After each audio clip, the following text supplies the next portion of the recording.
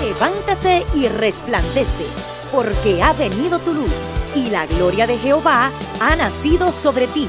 Porque he aquí que tinieblas cubrirán la tierra, y oscuridad las naciones. Mas sobre ti amanecerá Jehová, y sobre ti será vista su gloria. He aquí, el Señor derrama sobre las naciones su espíritu. He aquí, el Señor derrama sobre las naciones su espíritu, su gloria, su gloria. Ministerio El Amanecer de la Esperanza presenta su programa Voz de Restauración con el pastor Juan Radamés Fernández. Escucha atentamente la palabra que proviene del mismo corazón del Padre para consolar tu vida.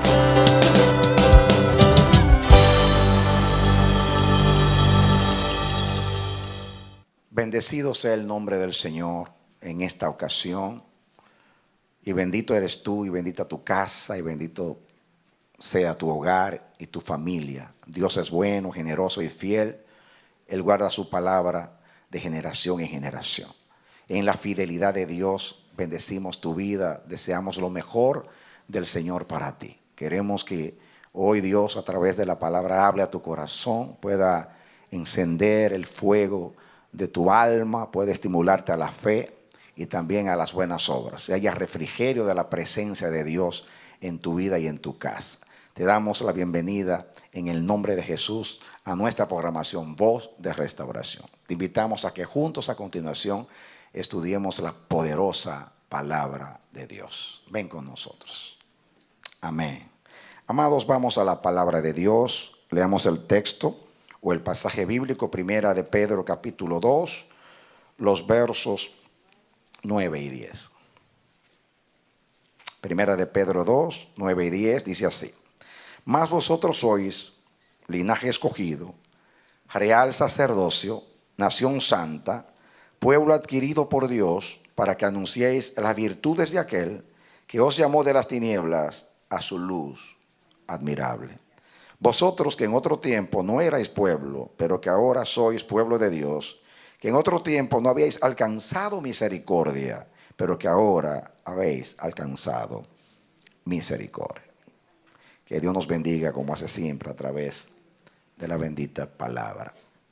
Amén. Mis hermanos, hace ya cierto número de semanas que estamos estudiando la palabra del Señor. Estamos alternándonos con el pastor Manolo, cuando él predica en la mañana, yo predico en la tarde y viceversa, para no cansarnos y tener fuerza y preservarnos jóvenes como hasta el día de hoy.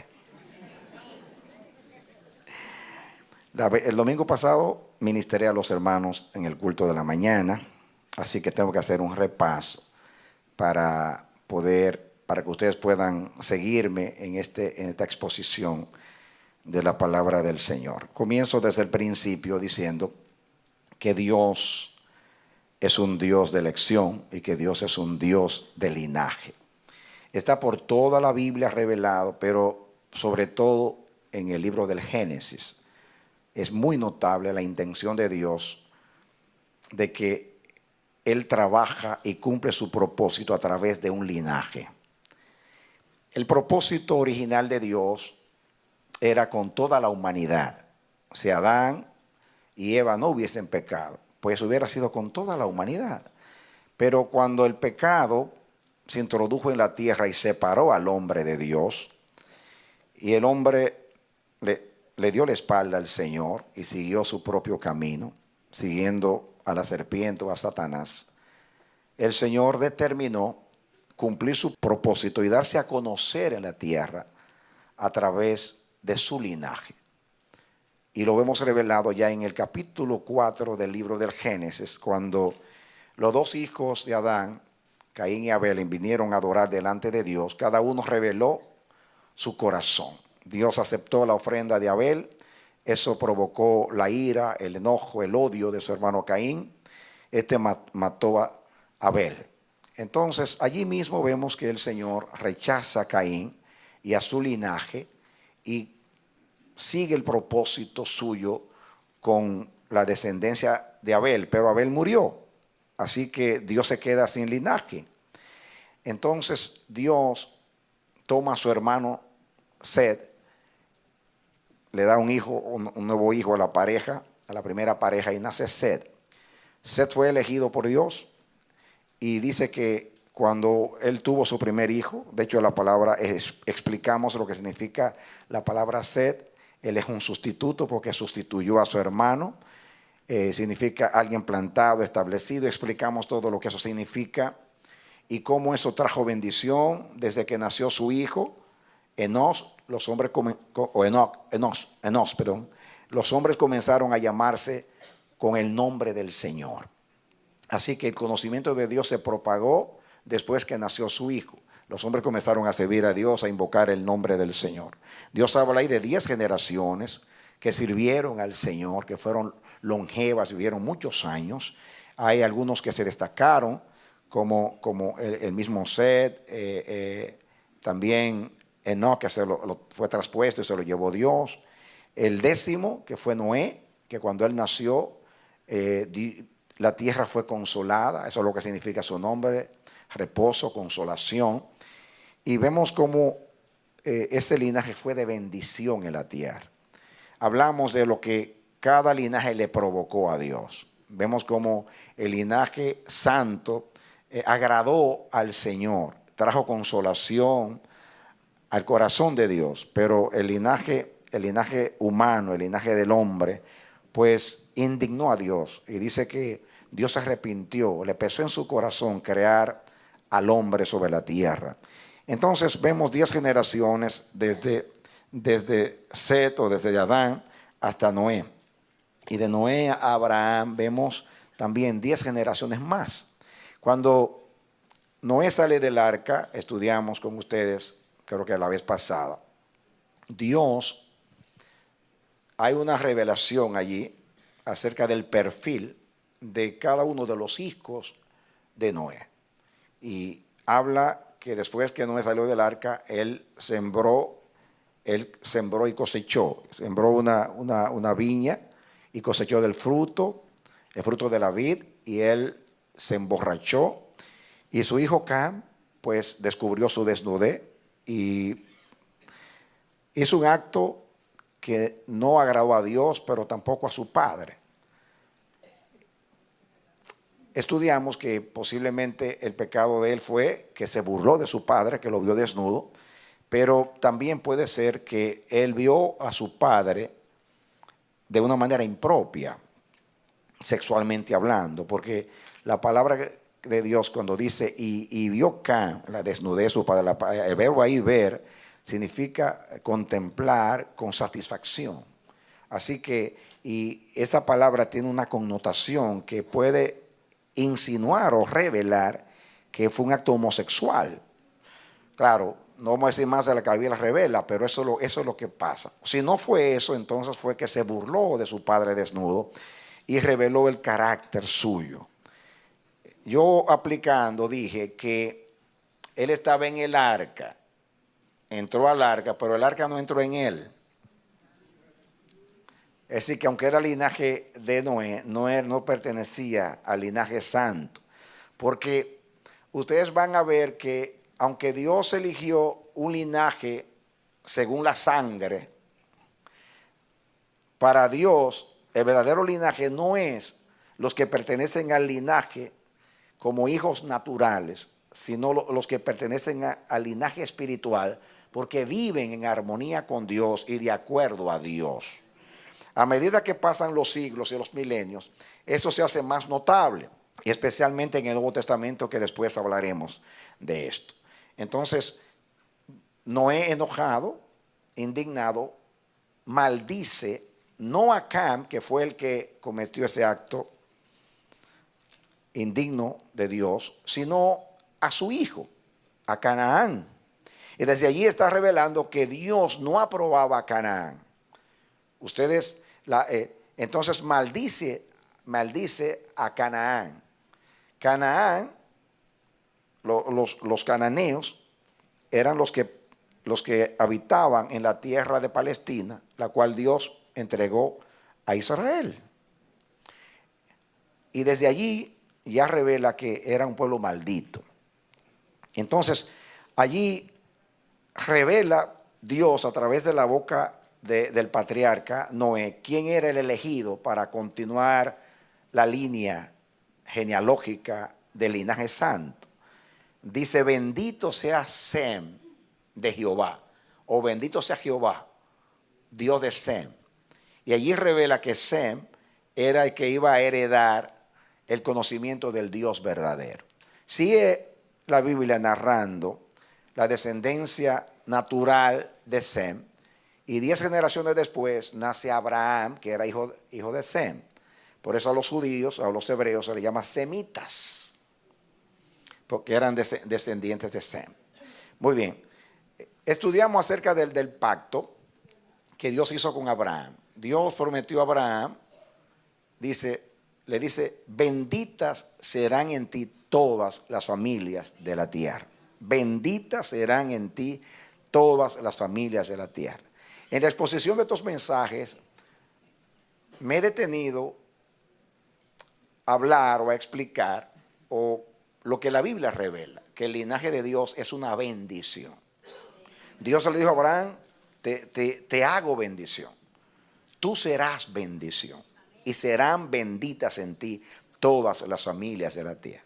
Porque aunque Dios eligió un linaje, no lo eligió para distinguir ese linaje, sino para que ese linaje fuera de bendición a los demás, y Dios poder manifestarse al mundo y darse a conocer al mundo a través de ese linaje, y tomar ese linaje como un ejemplo, un testimonio de lo que Él quiere, o la manera que Él quiere que se viva en la tierra. Él quería hacer una casa, una familia y una embajada con ese linaje. Por eso hoy leímos: vosotros sois linaje escogido, real sacerdocio, gente santa, pueblo adquirido por Dios. Y dice: ¿para qué? Para que anunciéis las virtudes de aquel. Ese es nuestro trabajo, con nuestras palabras, nuestra manera de vivir, anunciar, testificar. ¿Quién es nuestro Dios? Amén. Dios no nos mandó a hablar de nosotros, ni a dar a conocer lo que somos o lo que hemos logrado o hemos realizado. Dios habita en nosotros, Dios se manifiesta en nosotros, y Dios nos dio su imagen para que a través de nosotros dar a conocer su imagen, dar a conocer al mundo su amor y su propósito en la tierra. Eso ustedes lo han escuchado muchas veces en mensajes, pero Dios nos está diciendo estos días para crear una conciencia en nosotros, para que haya un compromiso. Muchos se jactan de la gracia y aún de la elección, y menosprecian a los demás, y han tomado la gracia como un medio de competencia. Pero la gracia no fue dada, como he dicho muchas veces, para distinguir a nadie. Aunque la gracia nos distingue, no fue dada para distinción de nadie. La gracia nos hace deudores. Pablo decía a judíos y a no judíos: soy deudor. Pablo entendió lo que era la gracia. Yo expuse el ejemplo de Pablo porque Pablo entendió: yo era blasfemo, perseguidor, injuriador, pero la gracia de Dios no fue en vano para conmigo. Yo era el peor de los pecadores y Dios me hizo el primero en misericordia, para mostrar en mí el primero en todas sus clemencias. Él entendió que él fue un instrumento de gracia y misericordia. Dios quiso decir a través de Pablo que si un judío, enemigo del Señor, perseguidor del Señor, que blasfemó el nombre del Señor y que obligó a cristianos a blasfemar, o a discípulos de Cristo a blasfemar el nombre del Señor a través de torturas, como él mismo lo confesó. Entonces, si ese hombre se convirtió, hay esperanza para cualquiera.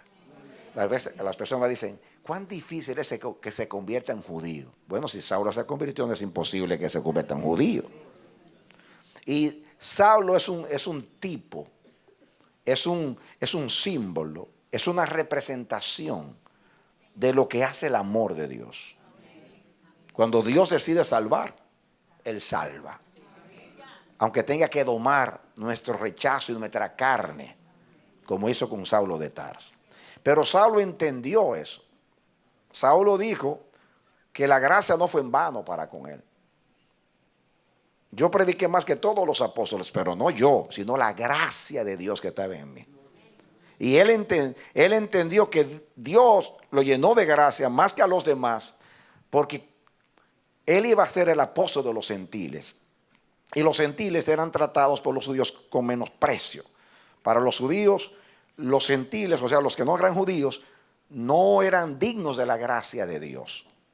Entonces, con Pablo, el Señor demostró que los gentiles tenían entrada al reino de Dios. Así que eso que Dios hizo por él, que lo llevó al tercer cielo y todo lo que vio, todo eso era no por amor a Pablo, sino por amor al propósito que tenía con Pablo. Naturalmente eso favoreció a Pablo, eso distinguió a Pablo, porque la gracia pasó por él. Lo que hace que seamos lo que somos es la elección, el llamado y la gracia de Dios que pasa por nosotros. Amén. Y eso hay que entenderlo, mis hermanos, porque la gracia nos hace sentir deudores a nosotros. Muéstrame un hombre lleno de gracia. Primeramente, te voy a decir quién era ese hombre antes. Si encontró gracia delante de Dios, era miserable, era pobre, era indigno. ¿Por qué? Porque Dios elige lo vil, lo menospreciado, lo débil y lo que nadie quiere.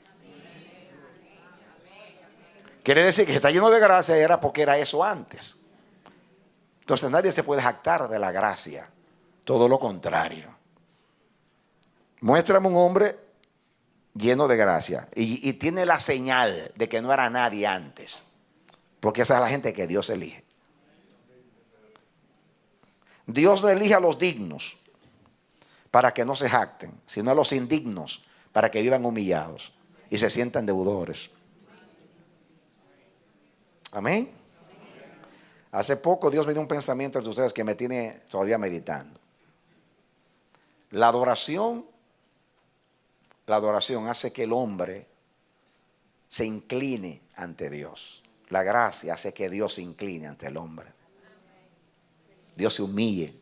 La gracia de Dios humillado ante los hombres. Porque la palabra gracia en hebreo, eso es lo que significa. Significa cuando un superior se inclina a un inferior.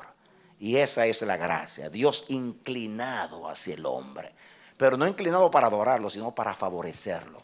Para ponerse en el lugar de él, como dice Isaías, el alto, el sublime, el que habita en lo más alto, baja a lo más bajo para vivificar el espíritu de los quebrantados. Dar un aplauso al Señor. Amén. Puse el ejemplo de Esther.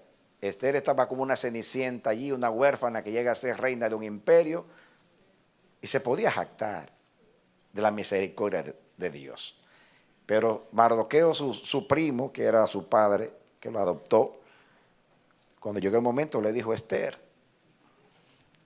hay un decreto de muerte contra nuestro pueblo y Dios te ubicó en la corte y para esta hora te trajo Dios al rey. Tú eres un recurso de Dios para salvar a su pueblo. Así que no es para que tú ande allí con las uñitas pintadas, muy bonita, con tu coronita, por ahí bien erguidita y mucho vestido. No. Dios te puso allí para salvar a su pueblo. Y a ti también te llamó para salvar a su pueblo. Amén. Gloria a Dios. Pero hoy los siervos se quieren hacer señores. Y en vez de servir al Señor, se han apoderado del señorío de Cristo. Y andan con el cuello erguido, jactándose, en vez de estar humillados, dándole gracias a Dios y sirviéndole con gran temor. Amén, mis hermanos. Es importante que entendamos el propósito del linaje. La descendencia de Abraham fue bendita. Los hijos de Israel. Si ustedes pueden ver cómo Dios amó a Israel, pero vieron cómo Dios celó a Israel. El trato severo de Dios con Israel, ese contraste entre exceso de misericordia con exceso de exigencia. Es un padre que entiende lo que depositó en su hijo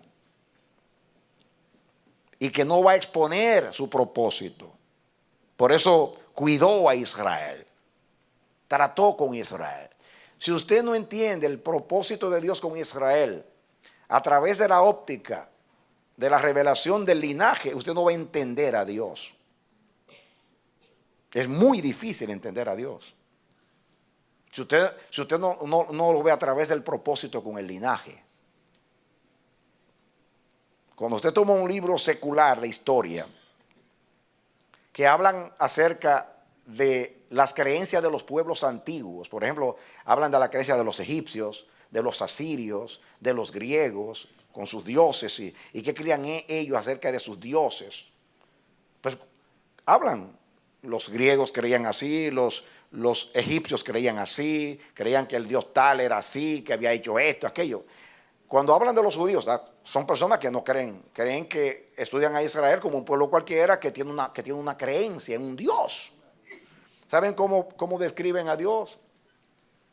Como un Dios caprichoso, exigente, exclusivista. Usted se queda asombrado de lo que ellos dicen de Dios, porque esa es la impresión que tienen cuando leen la Biblia y ven el trato de Dios con Israel. Ven un Dios severo, implacable. Usted dice, pero ¿qué es esto? No podemos entender eso. Algunos hasta creen que Cristo vino de otra parte del universo. Dicen, este no puede ser el mismo Dios del Antiguo Testamento, porque Jesús no se parece. Perdón, que el amor. Si usted estudia el Antiguo Testamento y ve lo que revela del amor de Dios, es para caer a los pies. Pero no nos llama la atención el amor tan paciente que tenía con Israel. Nos llama la atención lo severo que fue con Israel. Pues es un verdadero padre. Un padre que ama, es severo en la disciplina y excesivo en el amor. Porque esas son las dos varas que dice el Salmo. El cayado gracia y el cayado atadura. Tu vara y tu cayado me infunden aliento. Tu vara y tu cayado me infunden aliento. ¿Para qué quiere el pastor la vara? Bueno, para conducir a las ovejas.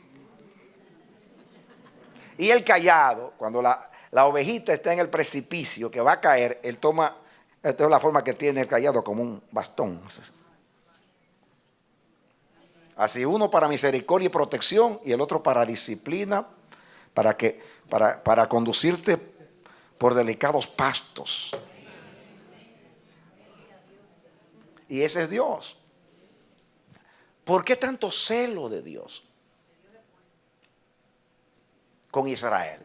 Léanlo en el contexto del linaje. ¿Por qué cuida tanto a ese pueblo? Yo quiero decirles de todo corazón que eso me ha tomado horas a mí en el pasado, meditando. Yo decía, pero ¿cómo es posible? Le decía yo a Dios, yo no entiendo.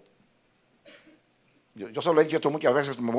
Ojalá que tú entiendas lo que estoy diciendo, que Dios te dé entendimiento. Porque yo que tengo 50 años con el Señor, me era problemático entender cómo el Dios que hizo los cielos y la tierra, que es el creador de los hombres, deje a los demás hombres a un lado y se concentre en un pueblo pequeño, insignificante, rebelde, contradictor.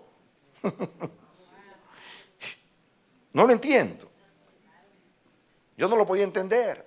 O sea, no te importaba Egipto a ti, y los griegos y los asirios, por milenios, que tú ni mirabas para allá.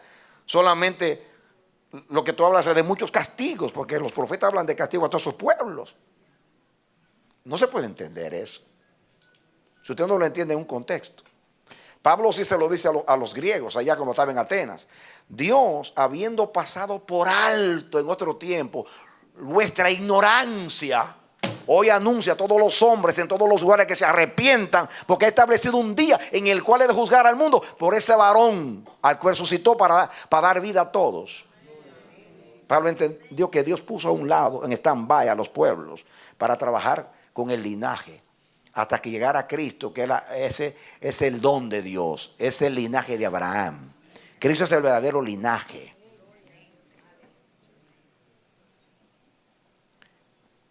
¿Por qué andaba Dios detrás de ese pueblo pequeño para que no adorara a otros dioses?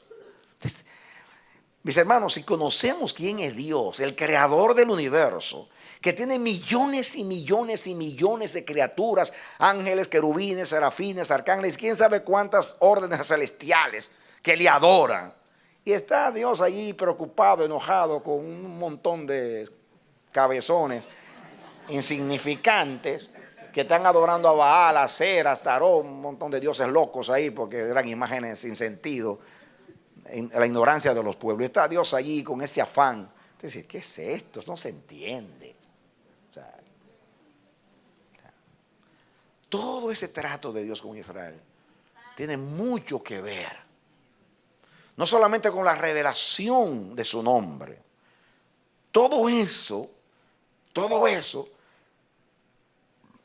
era una prevención para salvarnos a nosotros.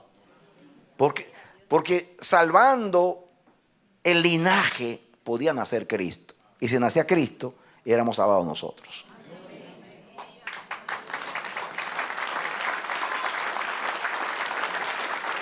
Amén. Una cosa que yo no entendía en este contexto era que yo decía, Dios mío, ¿cómo es esto? ¿Por qué tú no dejaste a ese pueblo que no te quiere adorar, que te cambia como dijeron los profetas? ¿Saben qué decían los profetas de Israel? Díganme qué pueblo ha cambiado a sus dioses. Que se sepa, ningún pueblo antiguo cambió su Dios. El único fue Israel. ¿Será porque tenían uno solamente?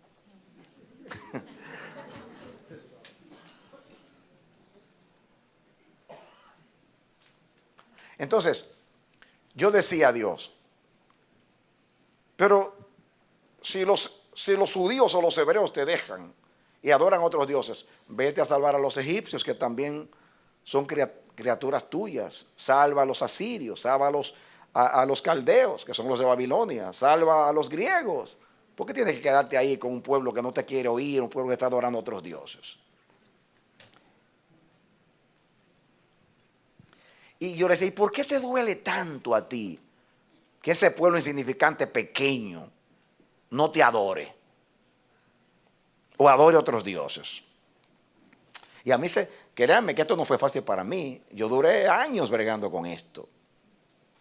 Y un día Dios me contestó que yo lo he compartido con ustedes, pero lo digo por amor a muchos que están acá. Miren cómo Dios me lo ilustró. Dios me dijo, yo me casé con Israel, espiritualmente hablando. Dios usa la relación del matrimonio y le llama a Israel, dice, tu marido es el santo de Israel. Y siempre usa la ilustración de que él es el marido para Israel. Igualmente como la iglesia es la esposa del Cordero, la esposa de Cristo. Entonces, miren cómo Dios me explicó por qué le dolía tanto cuando Israel era infiel. Porque él decía, él me dijo a mí, me lo ilustró, me dijo, si todas las mujeres del mundo fueran infieles, ¿a ti te ofende? Yo digo, no, ¿por qué me va a ofender? Dice, ¿y si tu mujer, la chiquita tuya, te fuera infiel, te duele?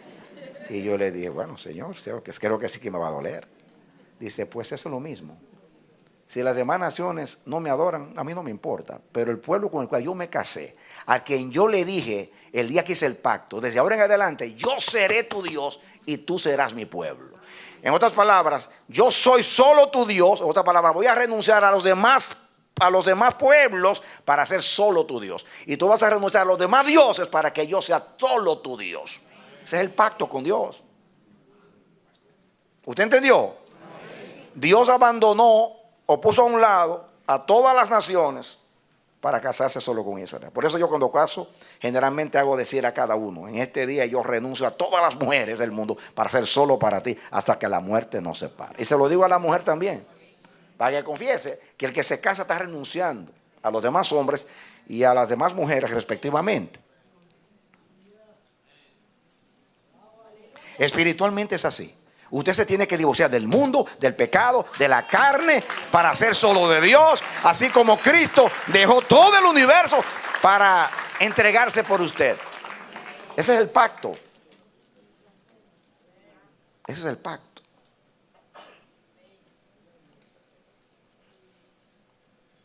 Eso revela mucho de cuál es el propósito de Dios en estos días. De la misma manera. Yo entré a estudiar con ustedes acerca de 3 generaciones que revelan mucho acerca de 3 generaciones del linaje santo. Estoy hablando de la generación que duró 430 años en Egipto. De la otra generación que nació en el desierto y que cruzó el Jordán y que se estableció allí y conquistó con Josué. Y la otra generación, la de los jueces, que se levantó, esa fue suscitada después. Porque viendo la naturaleza, el carácter de estas generaciones, aprendemos mucho nosotros. Y el domingo en la mañana compartí un poquito con los hermanos acerca de esa generación que fue llevada a Egipto. Dios es un Dios de propósito, mis hermanos, y Dios es un Dios soberano. Cuando uno entiende la soberanía de Dios, de que de Jehová son los pasos del hombre, usted puede entender que nada sorprende a Dios y que Dios tiene un plan con todo lo que ocurre. Y que aún nuestras debilidades están contempladas en el plan de Dios. Cuando Dios lo eligió a usted, ya sabía que usted era flaco, que usted era inconstante. Y por eso Dios hace las cosas en su vida de acuerdo a la marcha suya, muchas veces. Amén. Cuando Dios lo eligió a usted, eso es muy profundo. Hay gente que se muere a los 50 años y comienzan a decir, no, era que comía muchas cosas que tenían colesterol, no, que sí o que bueno. Eso es parte de la historia. Una cosa es los factores naturales y otras cosas son el factor divino. Entonces, ¿y cómo es posible que si Dios me eligió para yo vivir, cómo es que hace Dios? Porque fui yo que me maté con mi mala alimentación. Las dos cosas son verdades. Lo que pasa es que cuando Dios diseñó el plan contigo, dijo, este va a ser un indisciplinado, no va a tener dominio propio, así que se va a morir a los 40. Pero no fue que Dios quiso, es que ya Él vio el futuro y te dio cuenta que esto iba a ser así. Vio a otros que eran más disciplinados. Claro, todo eso depende del propósito que tiene contigo. Si Dios quiere que tú vivas aún siendo indisciplinado, alimentándote mal hasta los 100, porque te va a usar de aquí a los 100, porque tiene un propósito contigo a los 90, y no lo puede hacer durante todos esos años porque tú no lo permites, entonces lo voy a usar como a Moisés a los 80. Todo está contemplado en el plan de Dios, mis hermanos. Y eso, ustedes ven que si Israel se iba para acá, Dios iba para acá, pero Dios no se adaptaba a Israel, sino que como Dios respeta al hombre cuando lo pone en autoridad y le dio libre albedrío al hombre, no en cuanto a la salvación, porque libre albedrío en la salvación no existe, pero libre albedrío en todas las demás cosas sí existe. En cuanto a la salvación, porque la Biblia dice que todos estamos muertos en nuestros delitos y pecados. Y un muerto no decide nada. Y dice que estábamos muertos. Para lo espiritual estábamos muertos. Por consiguiente, por eso digo que para la salvación no hay libre albedrío, porque un muerto no tiene libre albedrío. Usted no puede ir a un cementerio a decir, yo te lo dije, yo vengo aquí todos los días a hablarte y tú sigues haciendo lo mismo. El muerto no te oye. Escúchame, ¿por qué no me escuchas? Le estás hablando a un muerto. Así éramos nosotros, éramos muertos en nuestros delitos y pecados. Por eso la palabra de Dios no entraba por nosotros. Por eso no había libre albedrío. Un muerto no decide nada. Por eso Dios decidió por ti cuando tú estabas muerto. Y decidió y te dijo, Lázaro, ven fuera. Y te sacó. Y después que te sacó, dice, desátenlo. Y venga, sígueme. Amén. Amén. No hay libre albedrío en cuanto a la salvación, pero las demás cosas, en lo que tú decides diariamente, sí hay libre albedrío. Entonces Dios trabaja contigo. Y eso pasó con estas generaciones. Dios hizo las circunstancias. Dios permitió que hubiera hambre en la tierra. Y como hubo hambre en la tierra, entonces Jacob y 70 de sus descendientes cruzaron el Río Grande y fueron mojados en Egipto.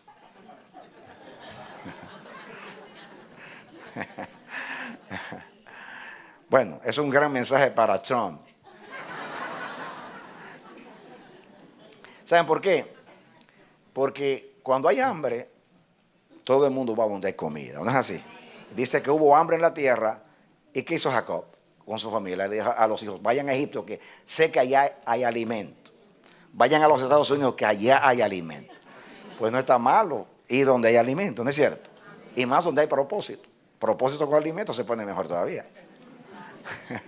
Porque Dios te trajo a ti con propósito. Viniste detrás del alimento, como pasó con Jacob. Jacob entró con su familia, 70 personas a Egipto, buscando alimento, y encontró propósito. Así te pasó a ti también. Amén. Así que no le tengas miedo al faraón Trump. Que Dios tiene un propósito contigo. Y como José, te va a hacer florecer en Egipto. Amén. Fíjense cómo llega Israel a Egipto. Los hermanos traicionan a José. José entra en la joroba de un camello a Egipto como un esclavo. La historia ustedes la conocen, no me voy a detener en lo conocido. Pero llega allí José como un instrumento para salvar a Egipto y a las naciones, porque había hambre en toda la tierra. Pero también para salvar a Jacob y a su familia. José lo entendió. José dijo: ustedes quisieron hacer mal, pero Dios ha convertido esto en salvación para muchos pueblos. José entendió el plan. Fue una preservación, pero en el plan de Dios, la estrategia de Dios, Dios lleva a su pueblo para ser esclavizado. ¿Qué yo dije? Eso suena, me escuchan los que no creen en la soberanía y dicen: ese está loco, ¿cómo Dios va a llevar a su pueblo a ser esclavizado? A su pueblo, Dios es amor. Ay, cuánto tú ignoras al Eterno. Yo dije que lo llevó para ser esclavos. ¿Saben por qué? Porque quería enseñarles la redención. Y no es redención, sino esclavitud. ¿Cómo Dios va a comprar a su pueblo si el pueblo no se vende? Entonces, Dios permite la esclavitud para redimir a Israel.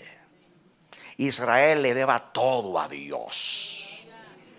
Por eso cuando se dirige a Israel siempre dice: yo soy Jehová. Aún en el Sinaí, cuando descendió en medio de los relámpagos y truenos y les dio los 10 mandamientos, esa fue la introducción. Yo soy Jehová tu Dios, que te saqué de tierra de esclavitud, que te saqué de Egipto, de casa de servidumbre. Cuando sale, Dios los defiende. Con su poder humilla a Faraón, humilla a sus dioses. Anuncia a través de sus milagros que solamente Él es Dios. Y como le dijo al Faraón: te voy a tomar a ti para anunciar mi nombre a la posteridad.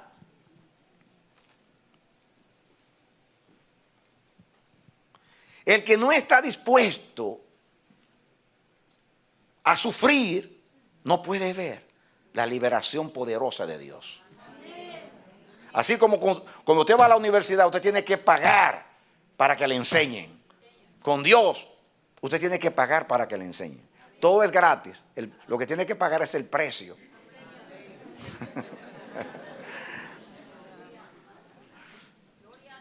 Sí. Vale la pena sufrir 400 años para ver a Dios en un día actuar a tu favor. Un solo día. Un solo día. La Biblia le llama el día de Jehová. El día de Jehová. Vale la pena sufrir 400 años bajo amenaza, bajo látigo, bajo aflicción para ver a Dios en el día de Jehová. Mire si hay que pagar para ver a Dios. Sufrir 400 años para verlo actuar en varios días. Yo digo el día de Jehová porque no tiene 24 horas, sino el tiempo cuando Él actúa. Pero ese acontecimiento, de ese rescate poderoso, nos tiene a nosotros ahora creyendo en Dios. Cuando uno tiene duda acerca de nuestro Dios, si usted lee ese rescate, cómo convirtió los dioses de Egipto en plagas y humilló al faraón y defendió a su pueblo. Y mientras había plagas en el territorio de los egipcios, había paz y tranquilidad en Gosén, donde estaba su pueblo. Cuando usted ve que el mar se abrió, porque Dios hizo camino en el mar a su pueblo, para defender a su pueblo, usted dice, wow, cuánto ama a Dios y cuánto quiere a ese pueblo. Dice, pero ¿cómo es posible que se olvidó de ellos por 400 años? No se olvidó de ellos. Lo que pasa es que Dios nunca llega tarde. Él llega cuando tiene que llegar. Amén. Gloria a Dios. Él llega cuando tiene que llegar. Y lo hace a propósito. Dios engrandece el mal para engrandecer luego su poder a tu favor. ¿Por qué endureció al faraón? Porque si el faraón dejaba salir a Israel en la primera plaga, no hubiéramos visto 9 después. Y se hubiera quedado la duda, porque los magos dijeron, los magos imitaron por lo menos 4 de las plagas. Convirtieron el agua en sangre, tiraron una serpiente, hicieron como 4, imitaron. Si hubieran sido las primeras 1, 2, 3 o 4, dicen, eso lo hacemos en Egipto, el Dios tuyo, eso es magia. Pero ya como a la quinta o a la sexta le dijeron al faraón, esto no es magia, este es el gran poder de Dios. Sí, esto no es magia. Amén. Dios es sabio, Dios es inteligente. Amén. Si el cáncer no se riega por todo el cuerpo, los médicos van a decir que fue que se equivocaron en el diagnóstico. Pero los médicos dicen, no, míralo acá, mira cómo sale, está muy claro que es así.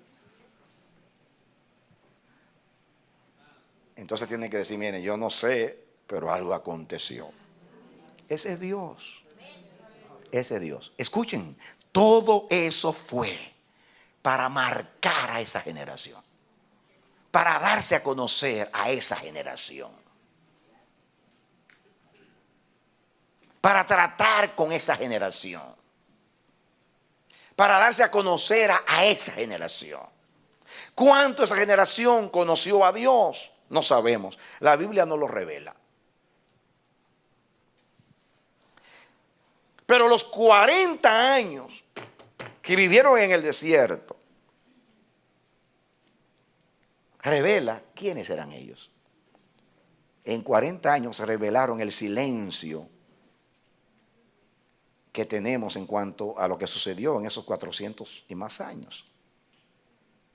Pero Dios trató con aquella generación. Y dice el apóstol que las cosas que antes fueron escritas para nuestra enseñanza fueron escritas, para que a través de la consolación de las Escrituras tengamos esperanza. Hoy aprendemos que el faraón puede ser que se resista y no nos quiera dejar ir de esa aflicción, de esa agonía, de ese trato severo, y parece que esto nunca va a terminar. Pero usted dice, pero si llegó a Egipto 4 siglos después, tengo esperanza que llegue antes que yo me muera. Pero va a llegar, porque Dios nunca llega tarde y siempre llega. Amén. Gloria a Dios. Cuando Dios le dijo a Noé, entra en el arca, dice la Biblia que a los 150 días, cuando Noé dice, ¿y cuándo vamos a salir de acá? Dice la Biblia, y acordóse Jehová de Noé. Y el mismo que cerró la puerta fue el mismo que la abrió. El mismo. Dice que, y cerró Dios la puerta el primer día. Y después termina diciendo, y Jehová abrió la puerta.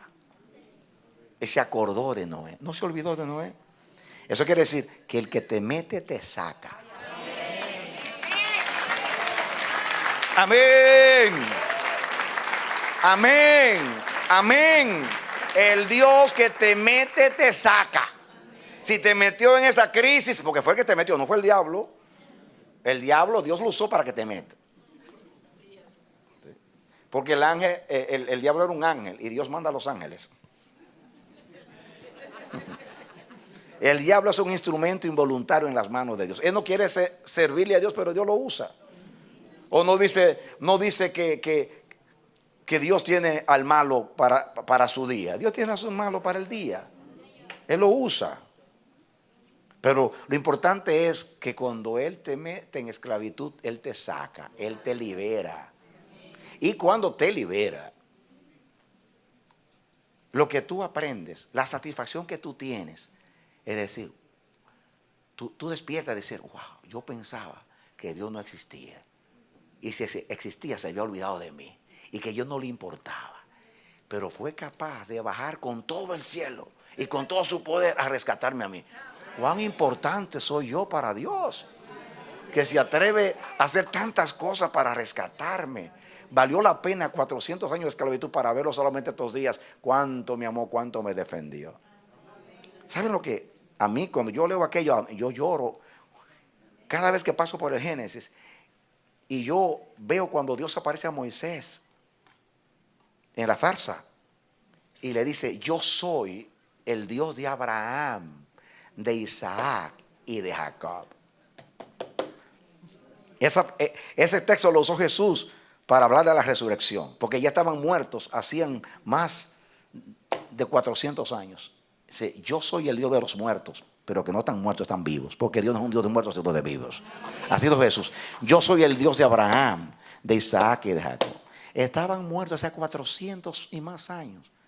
Y dice, yo soy el Dios de ellos. Cuando tú mueras, Dios se va a acordar de ti y dice, yo soy el Dios de Isabel Rodríguez. Yo soy el Dios de Juan Rodríguez. Que yo diga que Jehová es mi Dios, eso es fácil. Pero que Dios diga, yo soy el Dios de Radamés, eso suena bonito.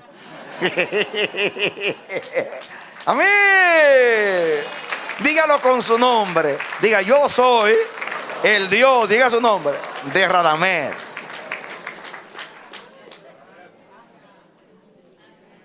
Y fíjense, de Noé dijo, cuando estaba en el arca, y el agua no, y comenzó a secar el agua, y acordóse Jehová de Noé y lo sacó. Ahora dice, yo soy el Dios de vuestros padres. Yo soy el Dios de Abraham, de Isaac y de Jacob. Y he visto la aflicción de mi pueblo que está en Egipto, y he descendido para librarlos. Y dice la Biblia, y los reconoció Dios. Ay, eso me hace llorar con eso. Y los reconoció Dios, como si no lo hubiera conocido. Es así que estaba en Egipto, mira. Sentado en esto mirando hacia abajo. Cuando la afligían, pero no puedo descender. No soy un Dios emocional. Yo los voy a curar el día que yo descienda. Pero cuando me vean actuar a su favor y sepan cuánto los defiendo y lo que ellos son para mí. Y cómo voy a avergonzar las naciones y los pueblos y los reyes para mostrar el interés y la pasión que siento por ese pueblo. Me van a conocer. Así pasa con tu vida. Dios sufre contigo y está al lado tuyo y llora contigo. Pero no puede rescatarte antes de tiempo, porque tú tienes que aprender la lección que te quiere enseñar. Y Dios no es emocional.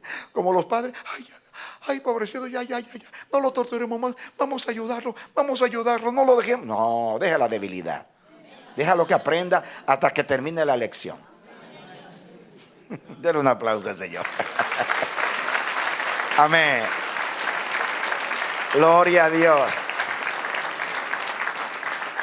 ¿Saben ustedes la gran verdad de esta predicación? Que conociendo el linaje es que conocemos a Dios.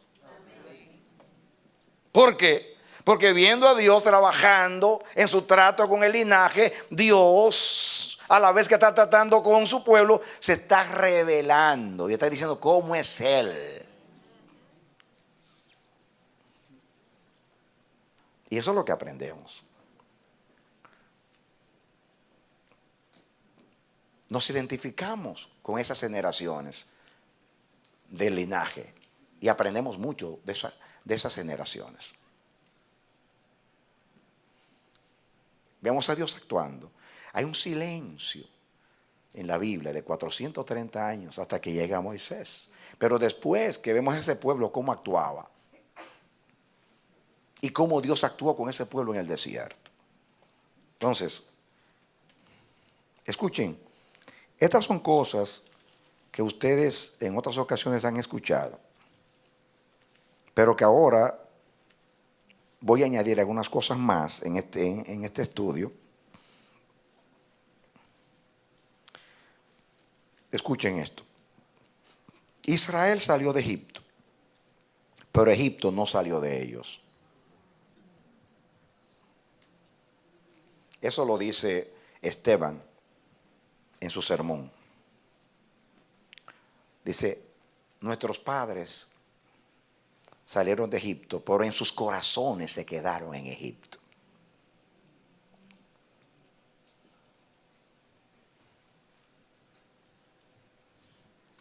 Mataron a los egipcios en el Mar Rojo, pero siguen vivos en ellos.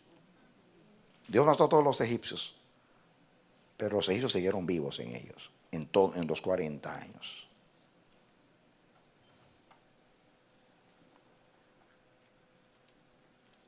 Dios trató de sacarlos de Egipto, sacarle a Egipto de su corazón durante 40 años en el desierto. Pero como ellos no se lo permitieron, entonces los mató a ellos para de esa manera poder matar a Egipto que estaba en ellos.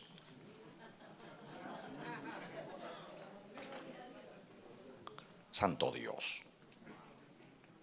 Tuvo que matarlos a todos para poder matar a Egipto. Es como en esas películas de misterio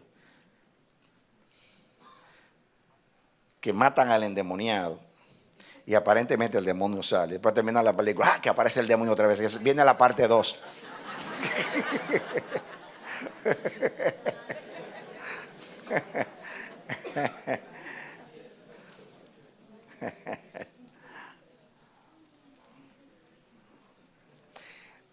Estos no son lindos pensamientos.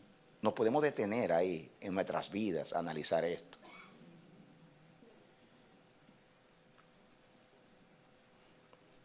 Israel salió de Egipto, pero Egipto no salió de Israel. La pregunta mía es, ¿por qué tenían el afán de salir de Egipto cuando se llevaron a Egipto con ellos? Y el Señor por 40 años trató para sacar a Egipto de ellos. Estaban enamorados de Egipto. De hecho, escúchenme, el apegamiento que tenían con Egipto, el vínculo tan profundo que tenían con Egipto, fue el gran reto de Dios. ¿Saben ustedes? Miren ustedes, escuchen este mensaje para los que admiran tanto los milagros. El faraón con el látigo ganó más el corazón de Israel que Dios haciendo milagros. Ustedes van a decir, pastor, ¿por qué? Bueno, porque ellos dijeron que extrañaban Egipto. No había cebolla, puerro, ajo, de todo allá. Y decían, mejor nos iba en Egipto. Dios haciendo milagros. Y extrañaban al faraón. Mejor nos iba en Egipto. Comíamos bueno y de balde. Trabajando como bestias. Extrañaban al faraón y no eran masoquistas. Dios no pudo conquistar sus corazones dándole leyes, apareciéndose a ellos. Moisés les dijo, díganme, ¿qué nación tiene tiene dioses tan cercanos como está Jehová de ustedes, que les habla audiblemente desde una nube? ¿Qué pueblo ha oído la voz directamente de su Dios?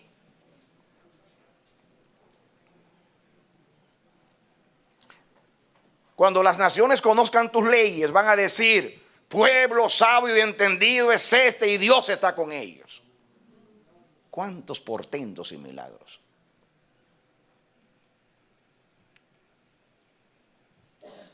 No, nos identificamos con esa generación. Dios tiene tantos años por sacarte del mundo y no ha podido. Miren, mis hermanos, yo creo que Dios me ha dado la oportunidad un día de escribir un libro acerca de la tipología entre Israel desde que sale de Egipto y el desierto con relación a la salvación, porque hay una intención de revelarlo.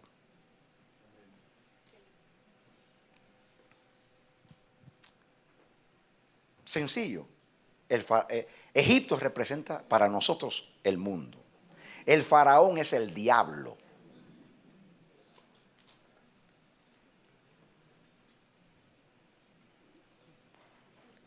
El faraón no nos quería dejar ir. Así como el faraón no quería dejar ir a Israel, el diablo no nos quería dejar ir a nosotros. Peleaba por nosotros, nos defendía, nos quería para su reino. Pero más pudo el Señor que el diablo y te rescató. Dios vino a ti un día, y aunque tú no lo viste, así fue, y le dijo al diablo: let my people go. Deja ir a mi pueblo. Deja ir a fulano para que me sirva. Deja ir a fulano para que me adore. Deja ir a fulano para que sea mi hijo. Y el faraón, el diablo se resistía, pero pudo más Dios. Y en la cruz del Calvario avergonzó al diablo, lo despojó, lo humilló, lo desacreditó para rescatarte a ti.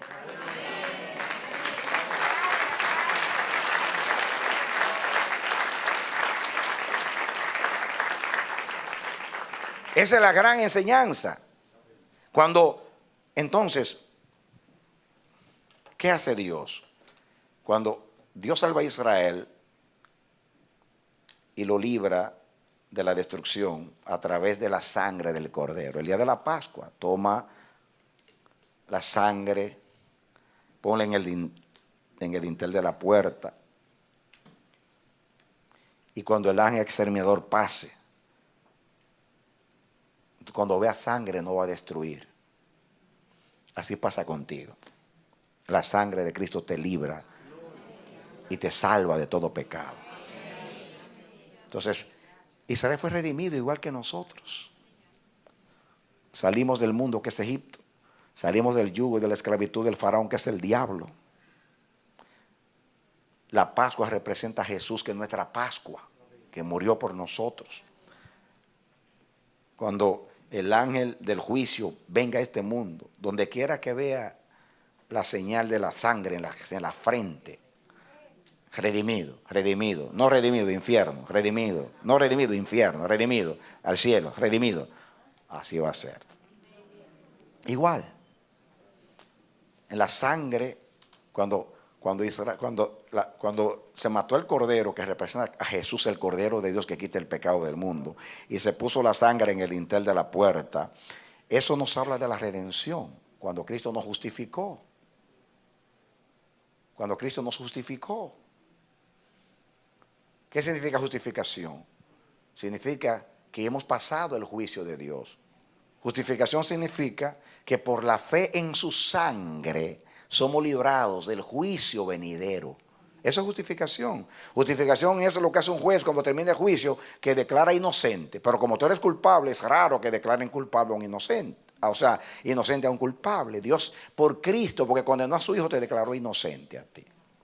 Israel fue redimido y conoció la redención. Muy bien. Cuando salen de Egipto, fueron justificados. En Egipto fueron justificados con la sangre del cordero. Ya fueron salvados, fueron comprados, fueron redimidos. Cuando vienen en el camino, se encuentran con el Mar Rojo. el Mar Rojo, según Pablo, dice que fueron todos bautizados en la nube en el mar. La nube que era un techo para ellos, la nube de la presencia, y el mar que se abrió.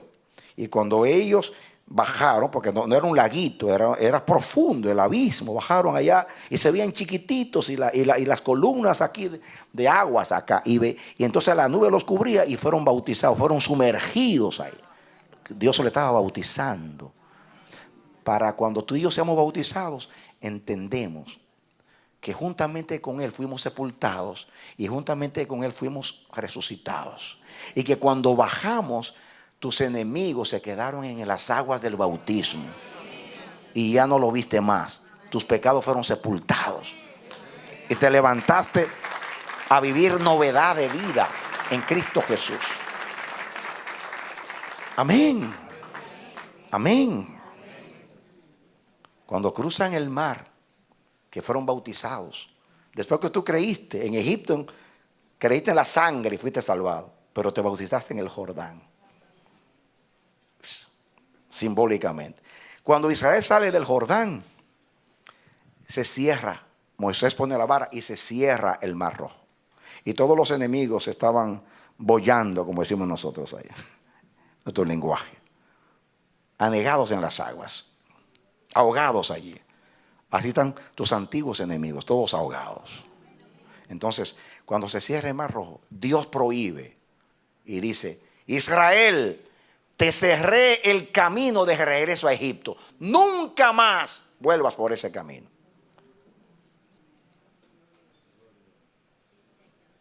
Así te dice Dios.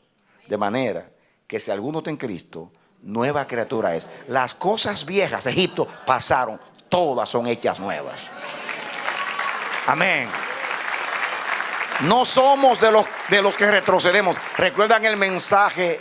Egipto es rival de Dios, porque siempre nos queremos regresar. Israel duró de tiempo. Allá había más comida, allá nos trataban mejor. Aquí uno muere y se lo comen los alacranes y las serpientes en el desierto. Allá nos enterraban, embalsamaban, nos trataban con dignidad. Aquí nos comen las serpientes en el desierto. Es mejor, no había sepulcros en Egipto, vámonos para allá. Extrañaron la comida de Egipto, extrañaron también los sepulcros de Egipto. Todo lo extrañaban en Egipto. ¿Y ustedes no extrañan el mundo?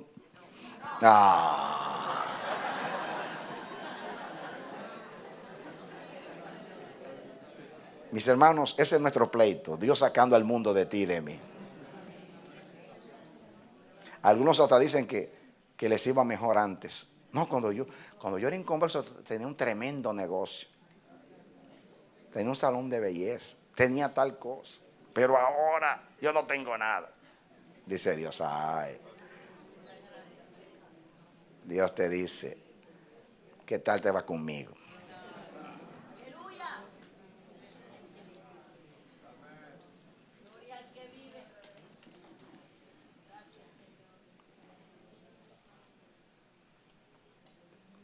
Entonces, en el Jordán, perdón, en el Mar Rojo fueron bautizados. Cuando comienzan a caminar los 40 años de desierto, ese es el proceso de la santificación, que es la obra del Espíritu Santo en ti, y que consiste, la obra de la santificación es justamente eso: matar a Egipto dentro de ti, matar el mundo dentro de ti, matar el pecado dentro de ti. En el Nuevo Testamento, santificación es el proceso a través del cual el Espíritu Santo te libra del poder del pecado, para que no reine más el pecado en tu cuerpo mortal, sino que tú seas siervo no del pecado, sino de la justicia de Dios.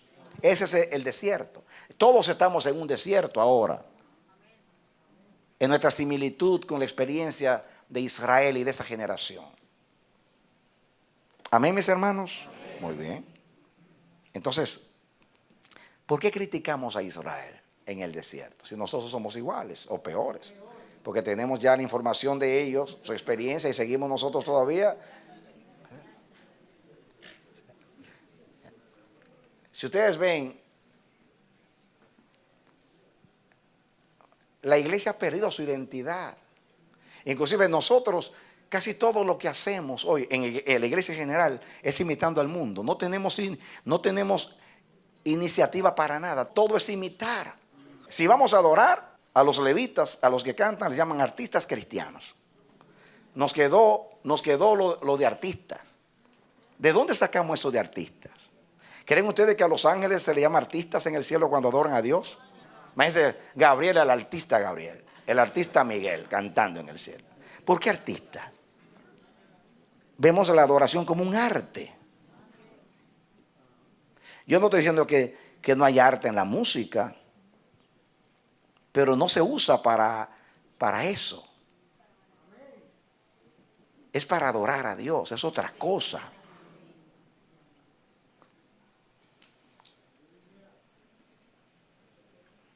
Compiten por Grammys, como los artistas.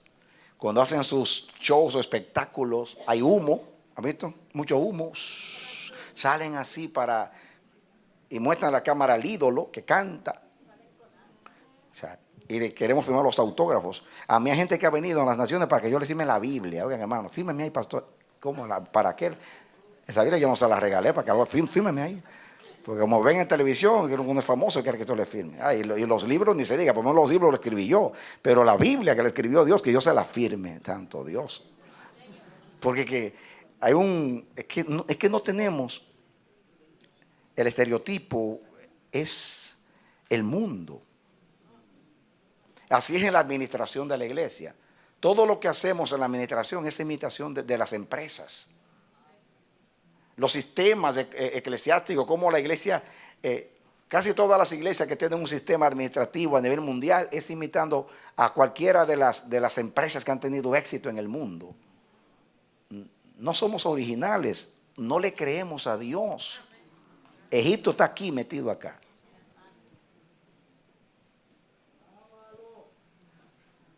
Y nos pasa como a los hermanos cubanos en Miami. ¿Se acuerdan de la canción? Cuando salí de Cuba, dejé mi vida, dejé mi amor.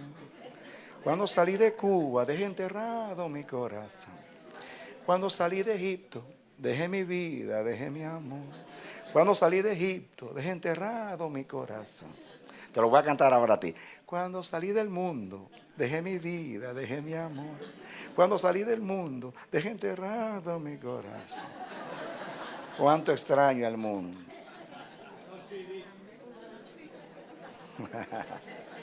Ustedes se ríen, pero es así.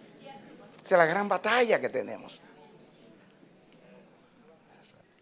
Ahora, la gran enseñanza que Dios quiere que nos grabe aquí es por qué Dios está tan interesado en sacar el mundo a Egipto de su linaje. ¿Cuál es el empeño de Dios? ¿Por qué tanta insistencia? ¿Por qué tanta agonía para sacarnos lo que éramos antes?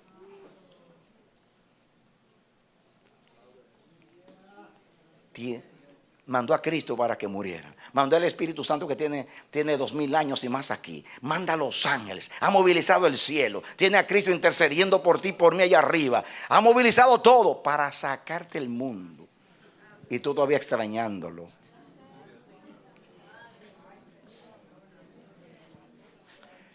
Escucha la gran revelación. No es Dios el que se tiene que convencer. Eres tú. Ya Dios está convencido.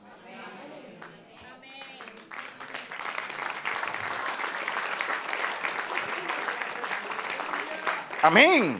Dios está convencido ya. Dame, hijo mío, tu corazón.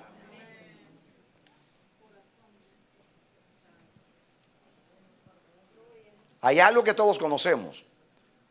Todos los que salieron de Egipto murieron en el desierto. Todos los que salieron de Egipto murieron en el desierto. Solamente 2 salieron de Egipto y llegaron a Canaán. 2. Y la Biblia dice que llegaron a Canaán porque caminaron con Dios. A ellos les aprovechó el desierto. Porque el propósito del desierto es borrar a Egipto para escribir a Dios en tu corazón. Que tú ignores, entierres en tu memoria a Egipto, para que a través de los milagros, a través de las manifestaciones del amor de Dios y de su palabra, tú puedas conocer a Dios, para que después en Canaán tú puedas vivir con Él sin tropezar. Ese es el propósito del desierto. Ese es el propósito del proceso de la santificación. Usted y yo sabemos eso, pero no lo hemos entendido como tenemos que entenderlo. Usted puede decir, pastor, usted no me está diciendo nada nuevo. No, si yo no procuro decirte nada nuevo.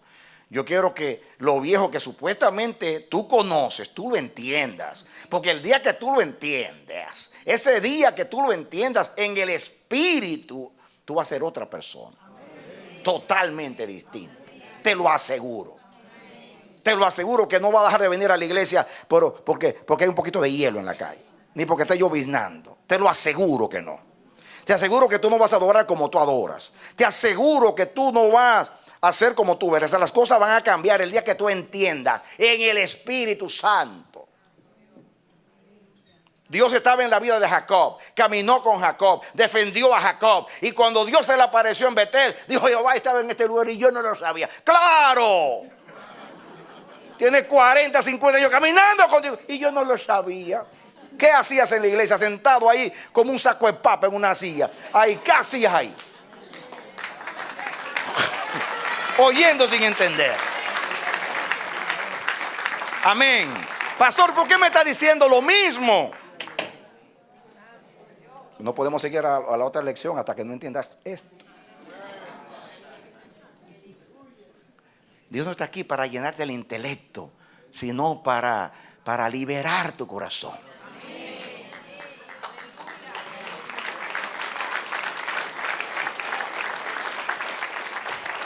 Lo último, y así terminé el domingo pasado en la mañana, porque no te puedo negar estos pensamientos a ti. Yo te he dicho en otras ocasiones que a José en Egipto, a José le fue mejor que a Caleb y a Josué, porque Caleb y Josué salieron vivos de Egipto y llegaron vivos a Canaán. Pero José no sufrió nada del desierto, porque salió muerto y llegó muerto. Fue el único que atravesó el desierto y no lo sintió, porque él antes de morir le dijo a sus hermanos, Dios los va a visitar, los va a sacar de acá, y cuando eso ocurra, júrenme que ustedes van a sacar mi cuerpo, mis restos. Y justamente cuando Israel salió de Egipto, se llevaron a José. Un ataúd, no sé, o que solo embalsamaron, pero se lo llevaron a José. Imagínense, por todo el desierto andaban con José. Y José no sintió nada del desierto, de las serpientes, de los castigos, nada ahí. Llegaron a Canaán, allá lo enterraron. Y es una tremenda enseñanza. Porque para uno no sentir el desierto, las pruebas, hay que estar muerto. El que está muerto no siente el desierto, no siente las pruebas, no siente la aflicción, no siente los embates del diablo, no siente nada, porque está muerto. Y la Biblia nos habla mucho de la muerte.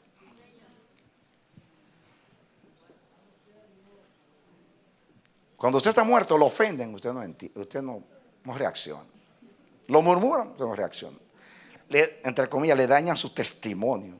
Me dañaron el testimonio. Si tú lo tienes dañado desde que naciste.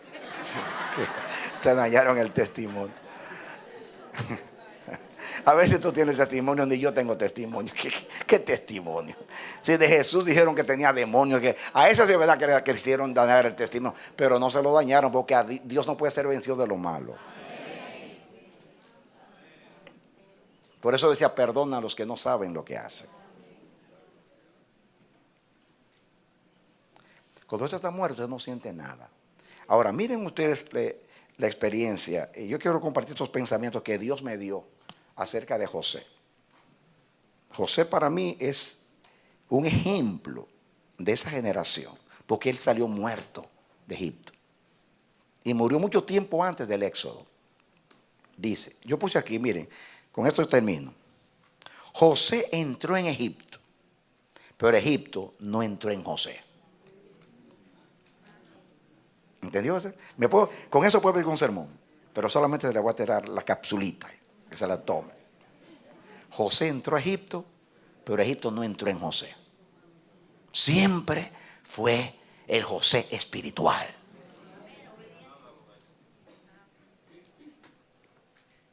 Muy bien.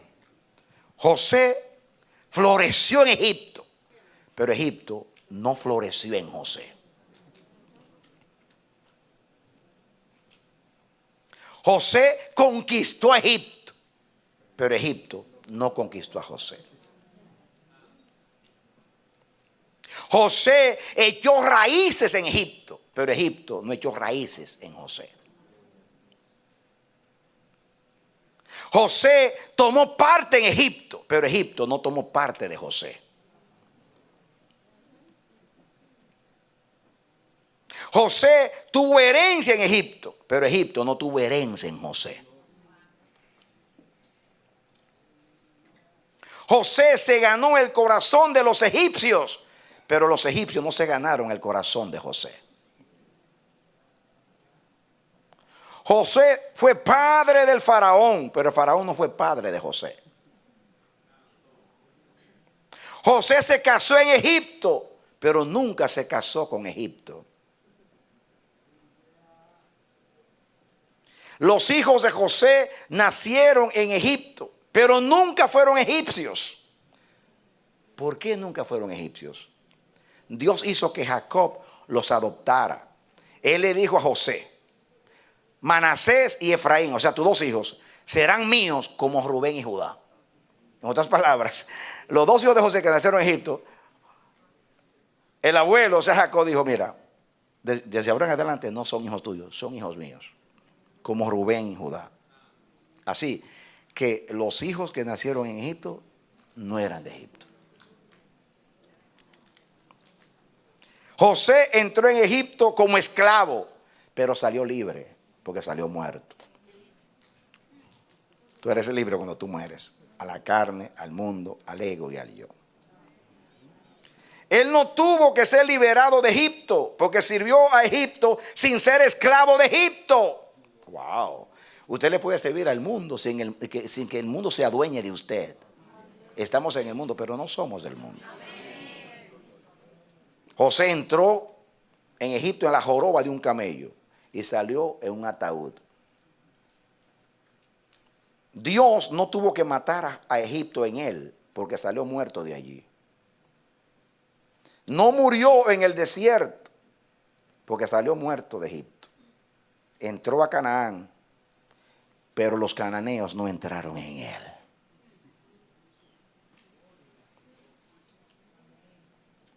José es un tipo o representa a los verdaderos cristianos. Está en el mundo, pero no son del mundo. Dale un aplauso, Señor.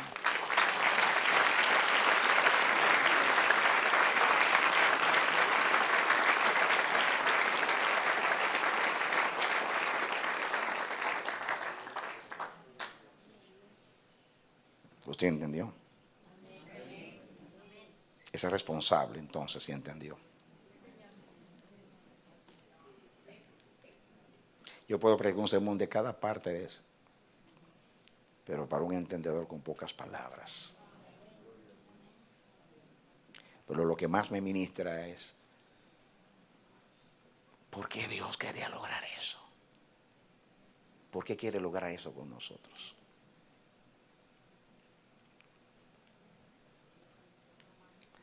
El Nuevo Testamento lo explica. Para vivir hay que morir. Para vivir a Dios hay que morir al mundo, y al pecado, y a la carne, al yo. Esa es la gran verdad espiritual. Dios te va a usar como linaje y tú le vas a poder representar dignamente delante de los hombres cuando tú no vivas, sino que Él vive en ti. Como vivió José. Oremos a Dios. Padre, gracias. Gracias por tu palabra bendita. Muchas gracias. por favor, ayúdanos a entender más allá de lo que es conocimiento. Porque cuando uno entiende en el Espíritu, uno actúa. Algo pasa en nosotros cuando entendemos en el Espíritu. No es entender con el intelecto, es entender en el Espíritu. Crea una conciencia en nosotros. Pasan los años y vienen los años, somos los mismos. Estamos en un proceso. Tú estás matando a Egipto, al faraón, y en nosotros, nuestra vida pasada, para poder darnos completamente tu vida. Ya nos la diste para justificación y para ser salvados y para tener aceptación y el derecho al cielo, pero tenemos que ser santificados. La carne tiene que morir en este mundo para que podamos vivir dignamente y poder representarte como hijos tuyos, como linaje santo. Por favor, ayúdanos a no tomar esto simplemente con liviandad, como cualquier cosa, como un conocimiento, Señor, intelectual, sino echar mano a esta enseñanza, porque todo fue escrito para justamente para aplicarlo a nosotros. Yo bendigo a tu pueblo en tu nombre, en tu palabra, en tu pacto, y te ruego en el nombre de Jesucristo que esta palabra no sea ignorada, que algún efecto permanente, glorioso, Padre, logre esta palabra en nosotros. Gracias por oírnos, en el nombre de Jesús. Amén. Mi hermano, mi hermana, yo ruego a Dios que esta palabra que Dios ha hablado hoy sea tomada por el Espíritu Santo para llevarla a tu vida, y que Dios la haga realidad en tu vida, que haya una participación del Espíritu Santo, una intervención divina en tu vida desde ahora en adelante, para que Dios te haga entender el propósito de tu llamamiento, el propósito de tu elección, porque Dios te hizo linaje para Él, para que tú vivas a Dios, y viviendo a Dios, Dios se pueda dar a conocer y pueda ser glorificado entre los hombres. Eres un instrumento de Dios para cumplir un propósito santo. Que Dios te bendiga y te dé la victoria en Cristo Jesús. Aleluya. Amén y amén.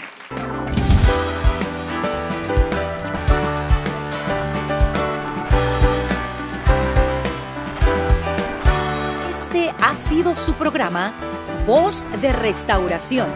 Si desea comunicarse con nosotros, escríbanos al P.O. Box 70, Bronx, New York 10473, o visita nuestra página web www.elamanecer.org. Nos despedimos hasta la próxima. Que Dios te bendiga.